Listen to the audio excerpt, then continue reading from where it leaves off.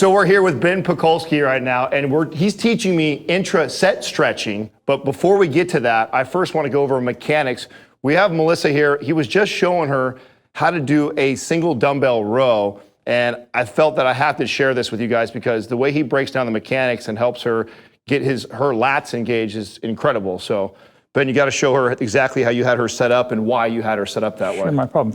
Thanks, Adam. So Melissa here is going to do a one-arm dumbbell row, and setup for every exercise is going to be your number one most important aspect to making sure you're advantaging that muscle to do the greatest amount of work. So mechanically, we want her lats to be overloaded in the shortened position. So we're going to try to get her body parallel with the ground and disadvantage any other muscles from being able to move. So Melissa's going to reach out with the left hand, grab that bench. We choose to have her right leg forward because the lat has a bit of a rotational component involved, and we want to involve that. So by keeping her right leg forward, we prevent rotation at the pelvis. So we're going to lock the pelvis in place. So some of the cues that I'm going to use with Melissa here is I'm going to have her drive her leg into the floor. So if I were to push on her hip, that leg's not going to bend. That's going to give her a really sturdy base. She's also going to be driving that hand into the bench because I want to make sure she can't move up and down or forward and back. So now she's completely locked into place. So our two cues are we're going to set up and then we're going to lock it down. So she's going to lock herself in place. And then the only cue is this. Every muscle only does one thing, it shortens. So we want to think about where the insertion of that muscle is, which is somewhere here under her armpit, and then somewhere here is the origin. So all that muscle does is go further apart and come closer together. So Melissa, take those further apart for me as far as you can. So yeah, she just lengthened the muscle. And now I want you to bring them as close as you can together. Keep coming across, keep coming across, keep coming across. Good. Now let's do a few more reps. Now notice, guys, that she's not, go ahead, go down. Notice that cue is not back. That cue is when she reaches a point where her insertion point, keep coming back, right there is in line with her rib cage. Now the cue is this way. It's not this way. So if I want to shorten my lat, I'm trying to bring those 2 points closer together. So that's and that's really the scapula that you're kind of rotating, right? You're asking her to do, right? Sure. When you say bring it closer. Yep. So actually just bring that humerus across the body. Scapula should be coming stationary, coming across the body this way. So the lat inserts way under here on the humerus. We're going to try to bring those closer together. Go ahead.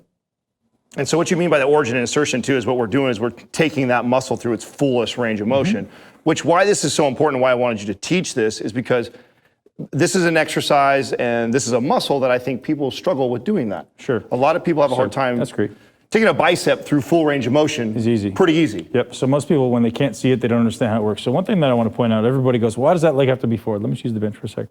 So if I'm doing a row with my right arm and I have my left leg forward, which is what you see a lot of time in the gym, there's this natural rotation that can happen here at my pelvis. I don't want that to happen. On top of the fact, there's a greater amount of room for force transfer. So now there's all this, my body has to stabilize my core, has to stabilize my pelvis.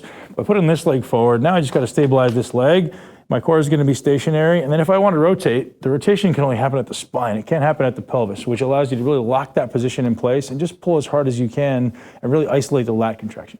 Now, what you were telling her earlier about bending her knees too, like when you talk about driving the floor, I made a comment about being able to go heavy. Now, do you recommend someone can control this weight, or what do you think about someone ripping it up? Like, I don't think there's ever a place for ripping it up in this exercise. So here's the realization. So the lat is going to be weakest in the short position. So I want to pick a weight that is challenging for me to be able to get it way back here. So whatever that happens to be for Melissa or whatever happens to be for me, the realization is that the lat is weakest here and strongest here mechanically. So as I fatigue in this shortened position, I still have a tremendous amount of ability to generate force and work down here. So my execution may look something like this. I may do my 6 to 8 reps in full range, and then as I can't continue to quite go back as far, I'm still going to continue to do the set as far as I'm able to go within that active range that I can control, rather than trying to jerk it back to a place. Get back in that position. I want to show something that you just did, that you explain that. So when you get into this shorten right here and you're fatigued, what ends up happening is most people, they want to just complete the reps, so they rotate like you're saying. And use other muscles. And you're saying it's better to just shorten that range up and stay mentally focused on what are you trying to train, right? If you're trying to train your lat,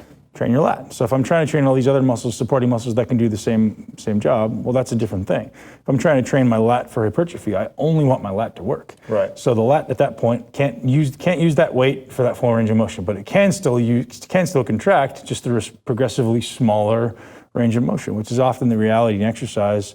If it's possible safely to continue a set, then you do so. It just makes sense. Great point. Listen, if you guys like this video, share it, subscribe. We drop a video every single day.